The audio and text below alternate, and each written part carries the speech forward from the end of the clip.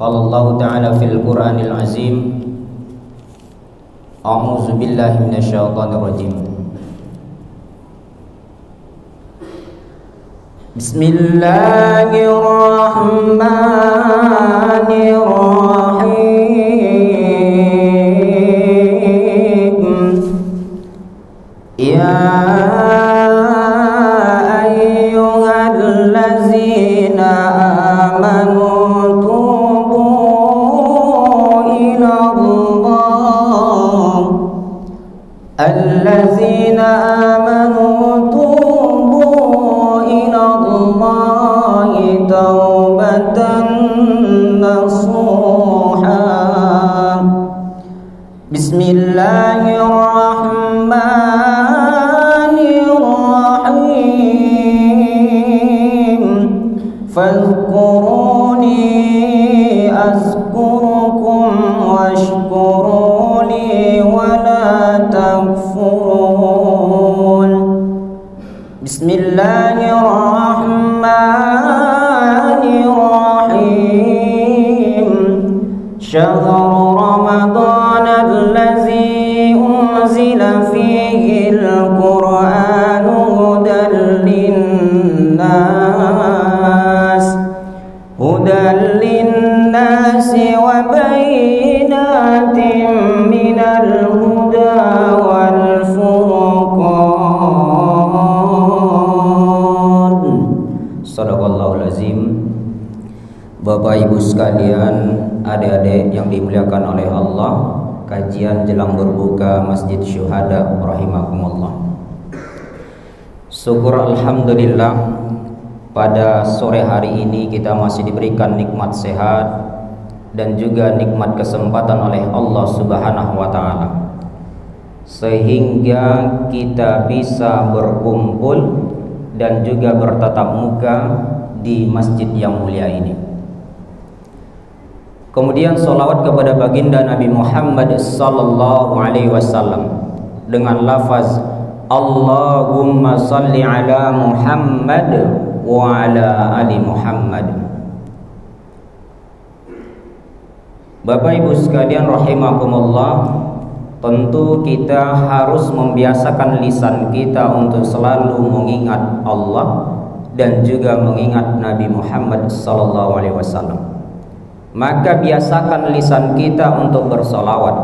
Maka biasakan kita untuk selalu menjadikan Nabi Muhammad SAW sebagai junjungan kita, sebagai tempat kita untuk mengingat bahwa dakwah-dakwah beliau, pengajaran beliau baik dengan lisannya, ucapannya, bahkan ketetapannya hingga hari ini kita jalankan. Kemudian Bapak Ibu sekalian rahimakumullah, kami mengucapkan terima kasih dan mohon maaf nggih. Jadi terlambat datang dan juga tidak sesuai waktu yang dikasih panitia, karena ada halangan tadi, anak kami lagi demam tinggi, maka sebelum berangkat memberi obat dan sebagainya terlebih dahulu. Jadi semoga jamaah memaafkan nggih. Maafkan nggih Bapak Ibu. Ya, alhamdulillah. Jadi bahasanya tadi 16.45. Ini jam berapa tadi masuk ya Pak? Ada yang jam 5 enggak? Jam 3? Belum? Yang mbak-mbak atau mas-mas jam 3 ada enggak tadi? Ke Suhada? Udah ya? Salat asar ya. Jadi Bapak Ibu sekalian rahimakumullah yang dimuliakan oleh Allah Subhanahu wa taala, bahwa tema kita pada sore hari ini adalah bagaimana meraih cintanya Allah dan menjalankan keutamaan-keutamaan ibadah di bulan suci Ramadan. Sebelum jauh kita menuju dengan tema yang akan kita bahas, maka sebelum itu kami menyampaikan kepada kita semuanya agar bersyukur kepada Allah dengan sebenar-benar syukur. Okay? Karena ayatnya menyatakan la in syakartum la azidannakum wa la in kafartum inna azabi lasyadid. Apabila engkau bersyukur kata Allah, maka akan kutambah nikmat kepadamu. Namun apabila engkau kufur kata Allah, maka azabku sangat pedih. Mengapa bersyukur Bapak Ibu sekalian? Karena sejauh-jauhnya kita, Ramadan hari ini sudah berapa hari Bapak Ibu sekalian? Bapak udah berapa Pak? 11 atau 12 ini? Yang maaf Mbak Ibu udah berapa hari puasanya? 12. Kok puasa ya ini, kok enggak ada suara ya? Pada puasa Bu? Pada puasa, Bapak juga puasa ya? Saya mohon maaf loh, ada nanti adalah bahasa gitu lah, atau ada jawaban lah supaya ada kenangan di antara kita gitu loh. Ketika saya tanya ada jawaban. Oke? Pada puasa enggak Bapak Ibu sekalian? Puasa, alhamdulillah. Maka sampai hari ini kita sudah diberikan oleh Allah nikmat yang luar biasa. Mengapa demikian? Sebelum Ramadan datang kita meminta, ya Allah ya Tuhanku, datangkanlah, sampaikanlah usiaku sampai bulan Ramadan agar aku bisa menjalankan ibadah puasa. Itu permintaan kita. Ya, mungkin tahun yang lalu atau mungkin menjelang Ramadan, bulan Rajab, bulan Sa'ban, ya Allah, sampaikanlah diriku ini agar bulan Ramadan yang nantinya kami jalankan bisa memaksimalkan ibadah sholat tarawih, bisa memaksimalkan ibadah sholat sunnah, bisa memaksimalkan ibadah-ibadah wajib di bulan Ramadan. Karena bulan Ramadan adalah bulan mulia, karena bulan Ramadan bulan keberkahan. Maka Bapak Ibu sekalian perlu bersyukur karena Allah sudah menyampaikan kita di bulan suci Ramadan ini.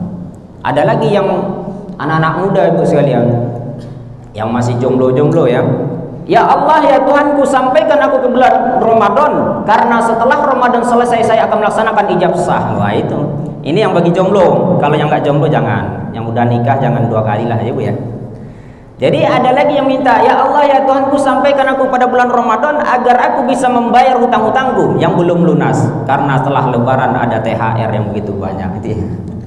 Jadi Bapak Ibu sekalian rahimakumullah, kita harus bersyukur kepada Allah karena kita sudah menjalankan ibadah di bulan Ramadan. Ada yang udah batal belum puasanya Bu? Ada ya, yang halangan gitu ya. Bapak udah ada yang batal belum? Belum ya, nanti ya. Nanti kalau azan maghrib baru kita membatalkan puasa. Baik, kita masuk kepada bahasan kita bahwa bagaimana meraih cinta Allah dan juga bagaimana menjalankan ibadah-ibadah yang dimana kita ketahui keutamaannya begitu luar biasa. Dalam hal ini, kalau berbicara terkait dengan cinta, berbicara terkait dengan mencintai, semua kita berkeinginan, gitu ya. Pada senang nggak kalau dicintai oleh sahabatnya? Senang nggak Bapak Ibu sekalian? Pada senang nggak kalau dicintai oleh bapak atau ibu, suami istri di rumah? Senang nggak ya?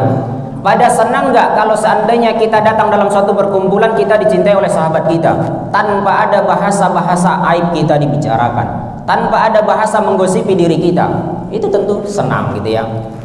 Maka setiap diri kita ingin dicintai, setiap diri kita ingin mencintai. Agar apa? Agar mendapatkan kebahagiaan yang hakiki hidup di dunia ini. Kalau misal Bapak Ibu sekalian, kita tidak disukai, tidak disenangi dalam suatu tempat gitu ya, kita tidak disenangi oleh teman kita, mungkin ya kita tidak ada tegur sapa, tidak ada salam gitu ya, bahkan senyum pun ogah-ogahan kita gitu. Karena kita tidak disenangi oleh teman kita. Kita tidak disenangi oleh keluarga kita. Besok yang mau pulang kampung, datang ke kampung ternyata tidak dihargai sama sekali. Sudah datang jauh-jauh dari Jogja, datang ke Sumatera, ke Jawa, ke Kalimantan gitu ya, ternyata tidak dihargai. Maka hati kita kadang kecewa, hati kita merasa sedih dan lain sebagainya.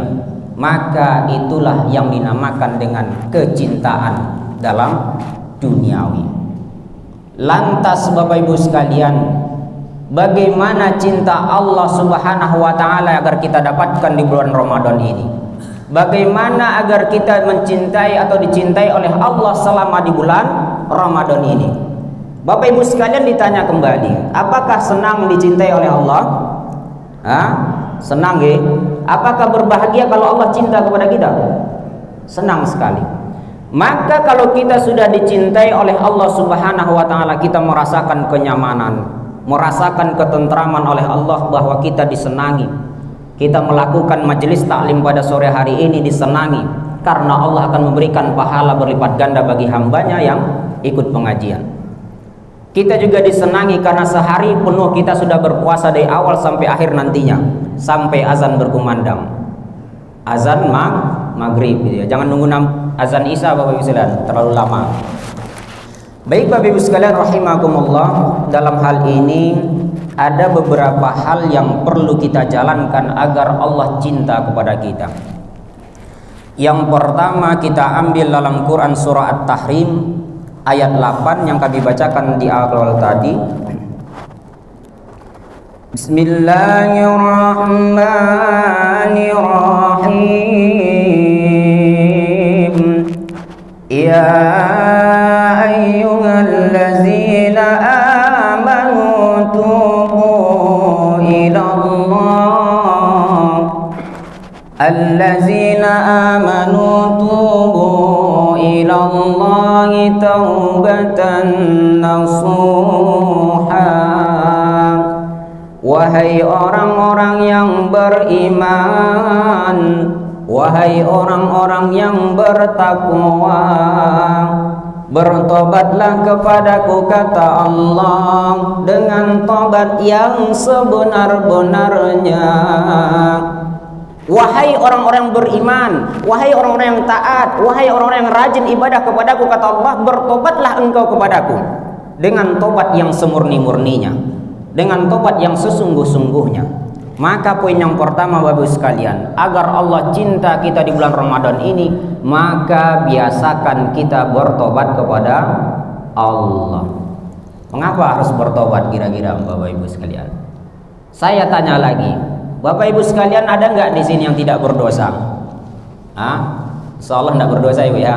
Ada nggak di sini pernah melakukan maksiat gitu ya? Nah, itu dijawab sendiri masing-masing. Maka ayat ini mengajak kita agar bertobat kepada Allah manakala kita melakukan dosa maksiat, manakala kita melakukan dosa-dosa kecil yang kita anggap remeh-temeh, ya. Dosa kecil kita anggap ya sedikit lah, tidak apa-apa, besok tobat lagi gitu ya. Sedikit lah, tidak apa-apa, besok hari lagi kita tobat lagi, sholat lagi dan zikir lagi. Ini yang kita anggap suatu hal yang biasa gitu. Ternyata ketika dikumpulkan nanti di padang mahsyar, kemudian kita menghadap Allah, mana amal ibadahmu, mana amal solehmu? Ternyata kita tidak membawa apa-apa. Ternyata kita tidak membawa amal soleh, karena semuanya sudah terhapus, karena semuanya sudah terhalang. Karena apa?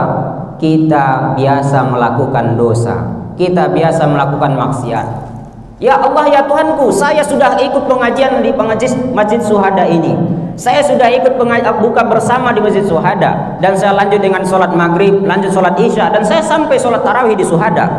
Mana ya Allah gitu, pertanyaan kita gitu ya. Ternyata semuanya hangus, ternyata semuanya tidak ada sama sekali, karena kita telah terhapuskan atau terhalang oleh dosa-dosa kita. Nah, mulailah Bapak sekalian kita tata kembali bagaimana saat ini kita, apakah lebih banyak pahala kita dibandingkan dosa kita, apakah lebih banyak ibadah kita dibandingkan maksiat kita, apakah lebih banyak amal soleh kita dibandingkan hal-hal yang buruk yang kita lakukan. Nah, mulai kita kembali introspeksi diri Bapak sekalian. Maka ayat ini menggambarkan bahwa kalau kita sering melakukan taubat, maka lakukanlah taubatan nasuha. Apa itu taubatan nasuha? Apa Ibu? Bapak ada yang tahu tak? Taubatan nasuha adalah apa Pak? Bertobat dengan sungguh-sungguh, bertobat dengan sebenar-benarnya. Maka ketika Bapak Ibu sekalian hari ini, ya Allah ya Tuhanku, hari ini saya berikrar tidak akan melakukan dosa lagi. Ya Allah ya Tuhanku, hari ini saya tidak akan melakukan maksiat lagi. Ya Allah ya Tuhanku, aku berjanji denganmu ya Allah, saya tidak akan melalaikan dan juga tidak alpa dalam beribadah kepadamu. Ya, nah, itu. Tetapi ikrar ini adalah hamba dengan Allah, ya, bukan hamba dengan hamba. Maka kalau kita sudah berjanji kepada Allah, jangan lagi kita mengulang. Kita sudah bertobat, besok maksiat lagi. Kita sudah bertobat, besok kita meninggalkan ibadah sholat lagi. Hari ini kita bertobat, besok kita lalai dalam ibadah kepada Allah Subhanahu wa ta'ala. Kami juga menyampaikan, juga belajar Bapak Ibu sekalian, bagaimana mengelola dalam hal untuk bertobat kepada Allah. Bagaimana mengelola agar kita sering-sering mengingat Allah Subhanahu wa taala, agar kita selalu menjaga dalam ibadah kepada Allah. Oke, digeser dulu Mbak. Nah, maka Bapak Ibu sekalian, dengan bertobat ini menandakan kita sebagai hamba yang lemah, hamba yang tak berdaya kecuali atas izin Allah Subhanahu wa taala. Maka biasakan kita mengingat Allah untuk bertobat. Biasakan kita untuk mengenang bahwa oh iya, ternyata usia saya sudah 30 tahun. Apa yang sudah saya lakukan untuk Allah Subhanahu wa taala? Coba kita timang-timang Bapak Ibu sekalian. Atau kita timbang-timbang lah bahasanya. Dosa saya yang lebih banyak, atau maksiat saya lebih banyak, atau mungkin pahala saya yang lebih banyak. Itu silahkan. Ibadah sholat wajib saya apakah sudah banyak, atau mungkin saya lebih sering lalai dalam melaksanakan ibadah sholat. Puasa saya di Ramadan ini apakah sepenuhnya sudah menjaga dari hawa nafsu saya atau tidak gitu. Mana tahu kita lalai ketika berpuasa, ternyata kita menggibahi saudara seiman kita. Kurangi lagi pahalanya. Kita berpuasa, ternyata kita bukan atas izin Allah, bukan karena Allah, ternyata terpaksa karena dorongan orang lain atau karena yang lain sebagainya.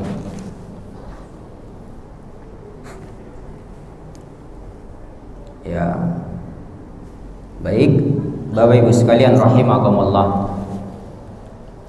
Kita lanjut kepada poin yang kedua.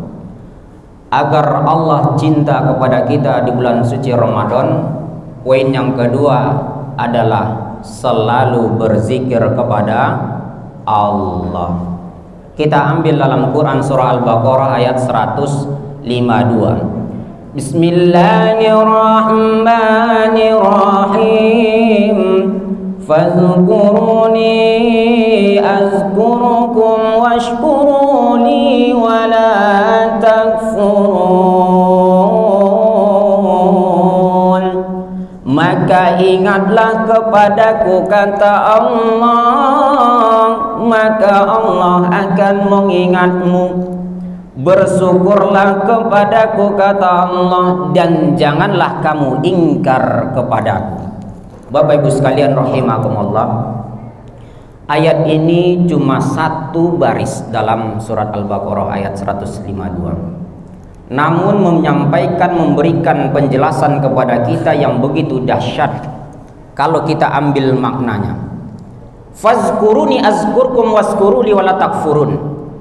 Ingatlah engkau kepadaku, maka aku akan ingat kepadamu. Ini Allah sendiri menyampaikan bahwa kalau kita mengingat Allah, Allah akan lebih dahulu mengingat kita. Oke? Karena kita sudah yakin ini Allah sebagai Sang Esa, Allah Sang Kuasa, Allah Sang Pencipta, Allah Sang segala-galanya. Maka kita harus percaya. Jangan sampai Bapak Ibu sekalian, ya udahlah, saya mengingat Allah, ya mungkin Allah tidak akan ingat saya, gitu ya. Ya sudahlah, saya juga melaksanakan sholat ini, sudah rajin-rajin sholat, ternyata Allah lupa dengan saya. Mengapa Allah begitu lupa? Saya sudah rajin sholat, saya selalu ingat Allah, saya selalu baca Al-Quran, saya selalu rajin istiqomah silaturahmi. Tetapi mengapa ujian dan masalah ini selalu saya mendapatkan gitu? Jadi seolah-olah kita sendiri yang mendapatkan banyak masalah gitu. Padahal masih banyak saudara seiman kita yang lebih luar biasa masalahnya. Jangan sampai timbul rasa kita suudzon kepada Allah. Jangan sampai rasa timbul kita tidak terima atas ketetapan Allah Subhanahu wa taala. Karena sudah banyak Allah memberikan nikmat-nikmat yang tidak kita ketahui. Hari ini kita diberikan nikmat sehat. Ternyata banyak saudara seiman kita masih terbaring di rumah sakit. Hari ini kita bisa berbuka bersama di Masjid Syuhada ini. Ternyata masih banyak saudara kita mencari nafkah di jalanan. Masih banyak hal-hal yang lainnya kalau kita bicara apa yang sudah dilakukan oleh Allah kepada kita. Tapi kita kadangkala ketika dikasih sakit baru merasa kita yang terzolimi, merasa kita yang diberikan ujian yang begitu dahsyat. Padahal tidak, Bapak Ibu sekalian. Maka ayat ini menggambarkan, ingatlah kepadaku, maka aku pun akan ingat kepadamu. Dimanapun kita berada, ingatlah Allah. Kapanpun kita berada, ingatlah Allah. Mau jabatanmu tinggi, ingatlah Allah. Mau jabatanmu rendah, ingatlah Allah. Mau kamu PNS, ingat Allah. Mau honorer juga ingat Allah. Kalau kita berbangga diri Bapak Ibu tidak ada gunanya.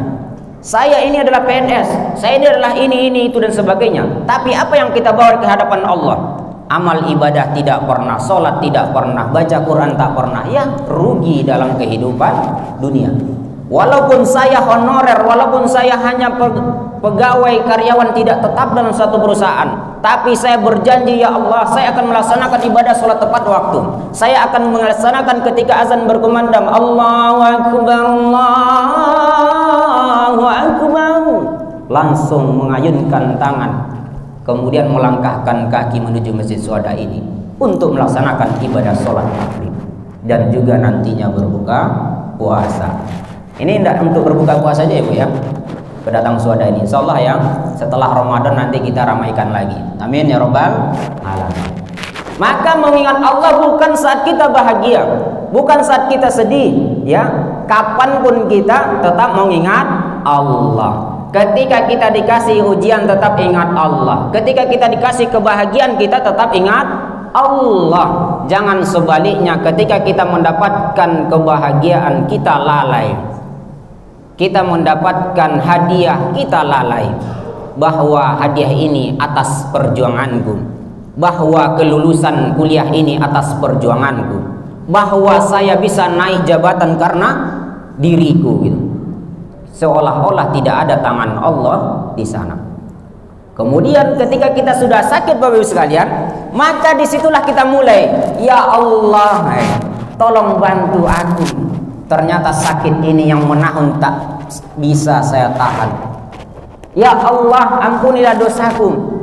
Insya Allah setelah saya sehat nantinya saya akan memaksimalkan ibadah kepadamu ya Allah.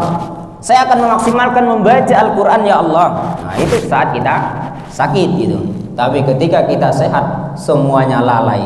Janji-janji kita kepada Allah tidak kita tepati. Tapi kalau jamaah di masjid syuhada insya Allah tidak seperti itu, lebih utama akan ibadah kepada Allah Subhanahu wa taala.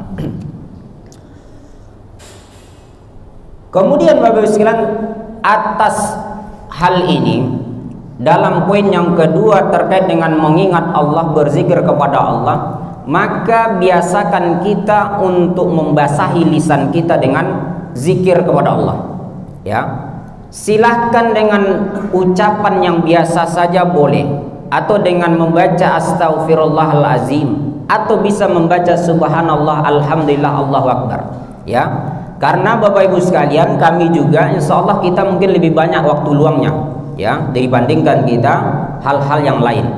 Misal kalau bekerja saat ini dikurangi, bukan seperti jam kerja di luar Ramadan.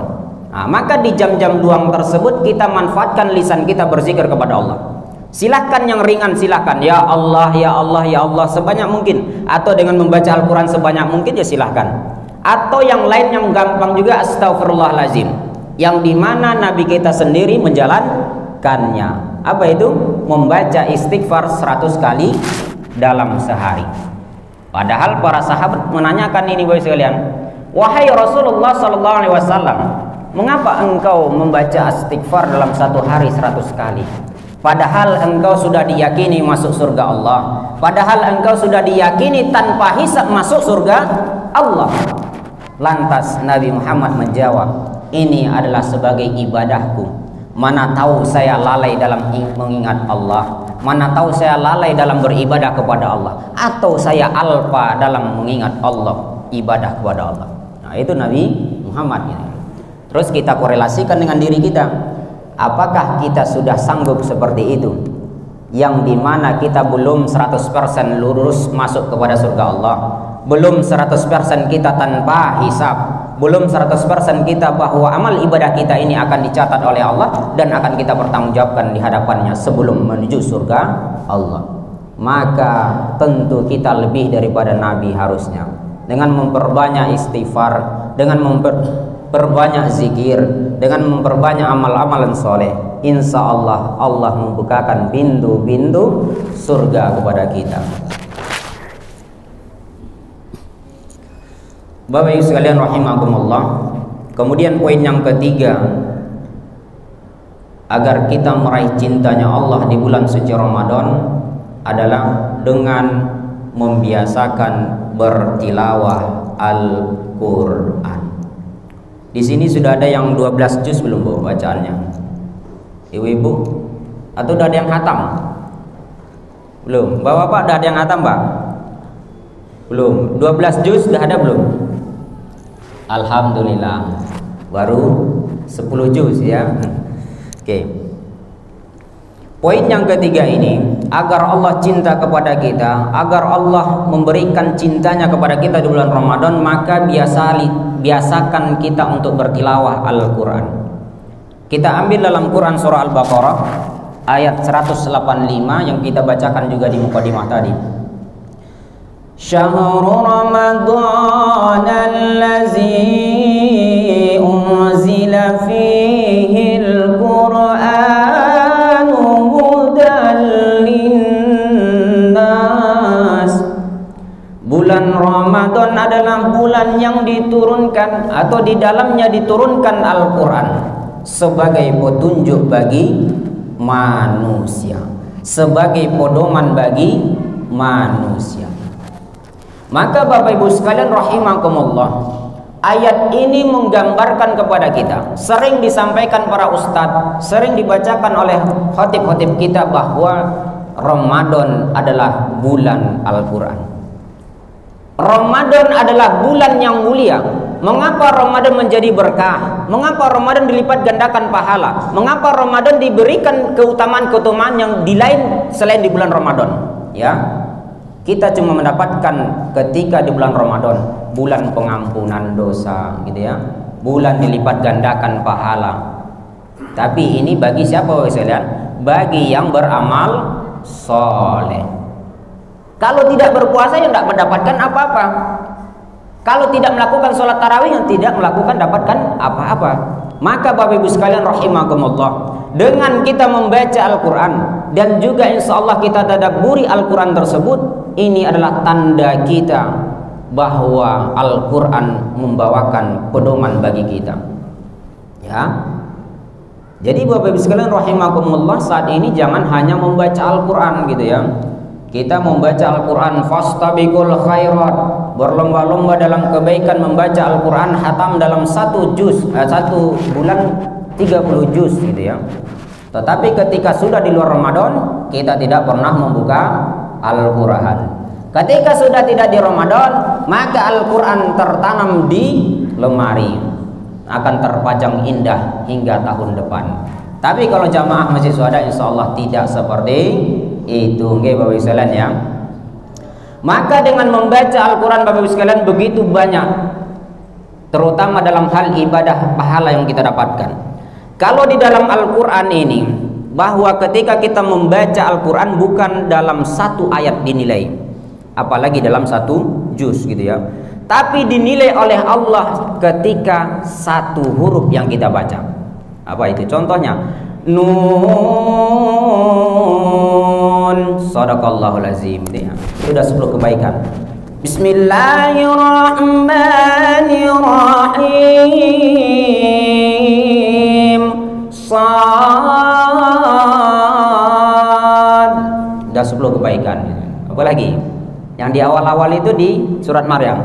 Bismillahirrahmanirrahim. Kaf ha ya ain sad. 5 huruf kali 10 kebaikan. Sudah 50 kebaikan.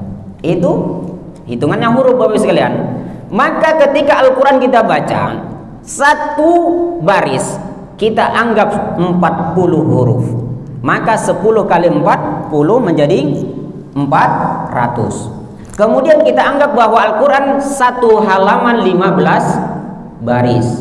Maka kita jumlahkan dan kita kalikan menjadi 6.000 kebaikan. Itu baru satu halaman Bapak sekalian. Apalagi Bapak Ibu sekalian sudah membaca Al-Quran di Ramadan ini, satu hari 1 juz, satu hari 2 juz, ada juga yang 3 juz dalam satu hari. Maka kalikanlah kebaikan-kebaikan yang kita dapatkan. Setelah Bapak Ibu sekalian membaca Al-Quran, maka disitulah kesempatan kita untuk mentadabburi Al-Quran. Karena kalau seandainya kita cuma membaca saja, tidak membekas pada diri kita. Apa sih maksud ayat yang saya baca? Apa sih maksud ayat yang sudah saya sampaikan tadi gitu? Maka mulailah kita mentadabburi Al-Quran. Mulailah kita mempelajari makna kandungan ayat tersebut, sehingga Bapak Ibu sekalian rahimakumullah, ketika mendapatkan ujian, ketika mendapatkan musibah, kita kembali kepada Al-Quran. Karena banyak ayat-ayat memberikan nasihat kepada kita. Kalau kita dalam banyak masalah ujian, maka ada ayat Al-Quran, innallaha ma'as-sabirin, maka Allah bersama orang-orang sabar.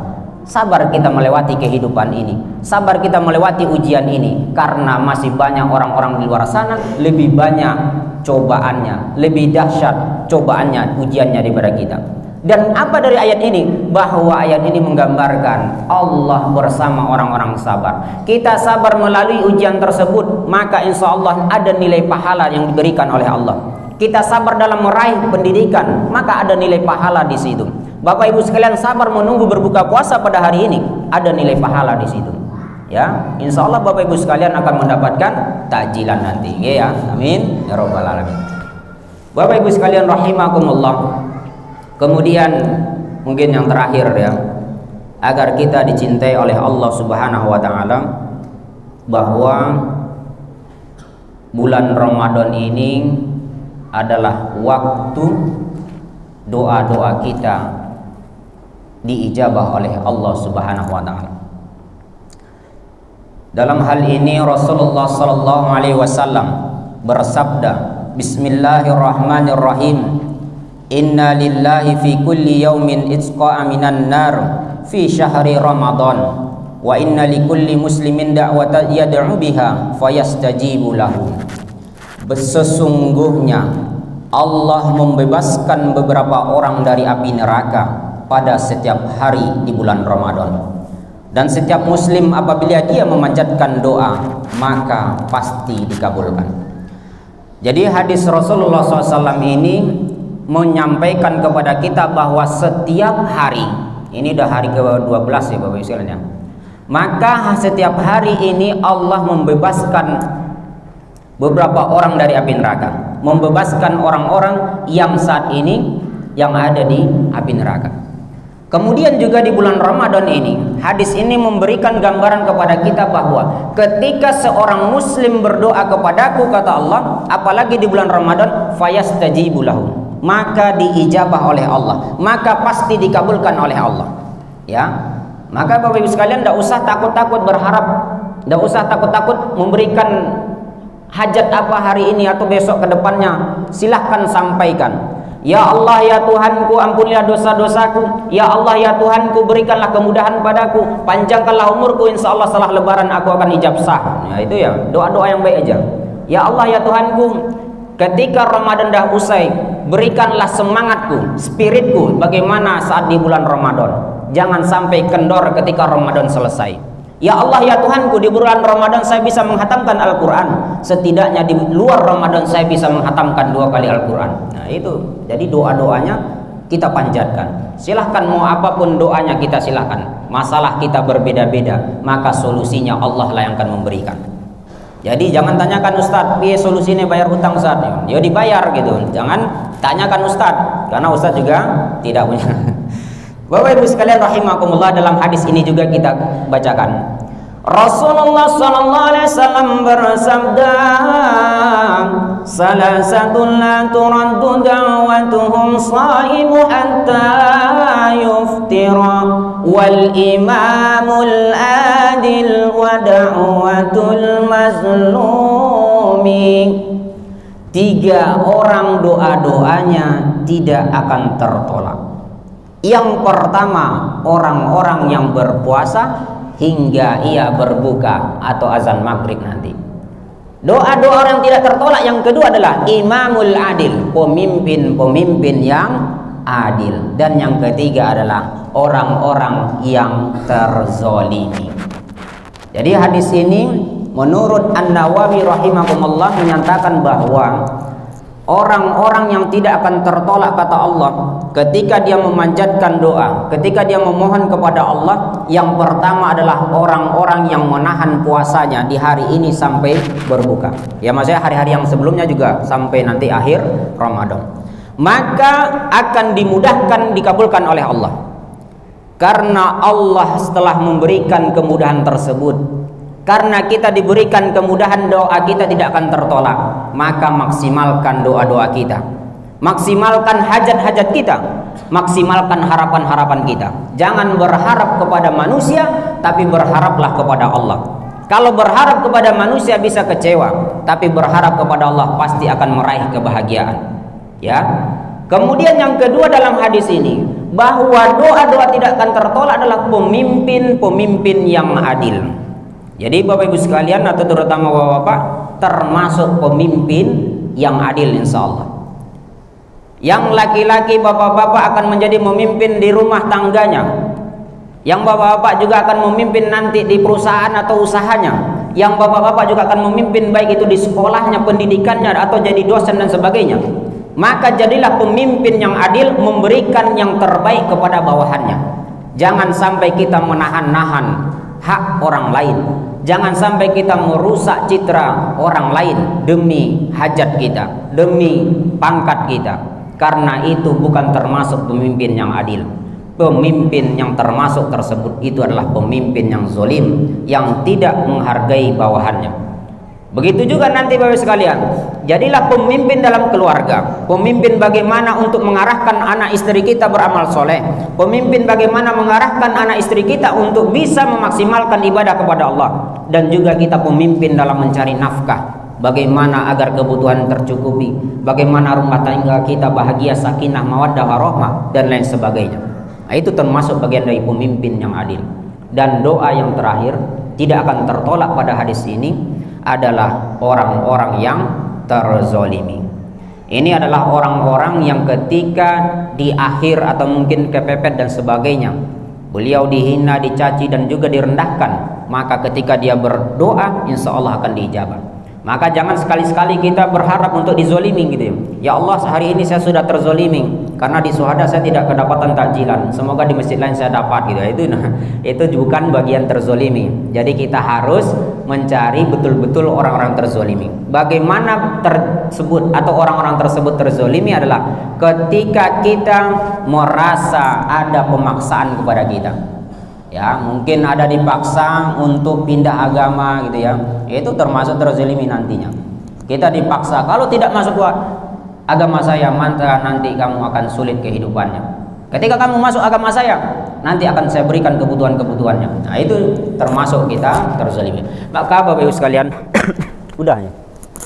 Maka Bapak Ibu sekalian rahimakumullah, dalam kesempatan ini mulailah kita meraih bagaimana cinta Allah, meraih bagaimana keutamaan-keutamaan di bulan Ramadan, agar keberkahan, kemuliaan di bulan Ramadan ini kita dapatkan. Karena Ramadan bulan maghfirah, karena Ramadan melipat gandakan pahala, dan Ramadan adalah tempat kemuliaan di mana semua amal ibadah kita dilipat gandakan pahalanya oleh Allah. Maka jangan sampai menyesal kita nantinya ketika akhir Ramadan, ya Allah, mengapa sebulan Ramadan saya tidak maksimalkan puasa, sebulan Ramadan saya tidak maksimalkan baca Quran, di bulan Ramadan saya tidak ikut pengajian dan lain sebagainya. Itu adalah penyesalan doa di akhir. Mulailah kita menyesal masih dalam proses perjalanan ini, maka insya Allah Bapak Ibu sekalian mendapatkan berkah dan ridho dari Allah Subhanahu wa Ta'ala. Mari kita tutup dengan hamdalah dan doa kafaratul majelis. Alhamdulillahirabbil alamin. Subhanakallahumma wa bihamdika asyhadu an la ilaha anta astaghfiruka wa atubu ilaik. Assalamualaikum warahmatullahi